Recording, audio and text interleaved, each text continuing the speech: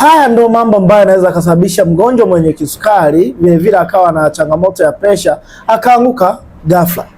Jambo la kwanza tunasema ni kuharibika au kupatikana kwa damage kwenye mishipa ya nerves. Sawa? Na hii ni kutokana kutokuwepo mwingiliano halisi baina ya umeme wa moyo pamoja na mwili pamoja na ile mishipa ambayo inasaidia kupitisha damu. Na hii mishipa inaweza ikawa imekolapsi kutokana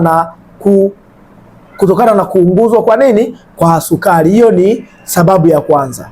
Sababu ya pili ni kutokuwa na utulivu wa umeme wa moyo.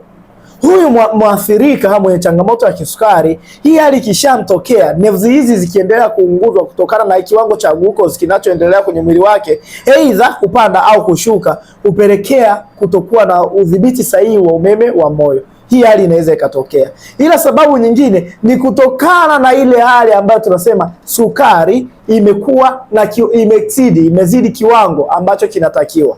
Mara nyingi mhusika huwa haoni dalili za direct, ila mara nyingi huanza kuhisi kama kizunguzungu au kupoteza uwezo wake wa kuona, na ghafla huanguka bila taarifa ya aina yoyote.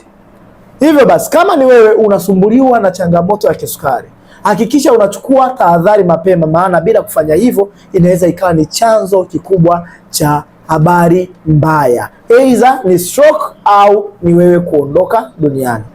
Hatutakiwi iwe hivyo. Nimekuwa nikiwasaidia watu wengi wenye changamoto ya kisukari au presha kwa muda mrefu. Nitafute leo kwa kutumia ujumbe WhatsApp au kunipigia simu direct kwenye namba unaiona hapo chini.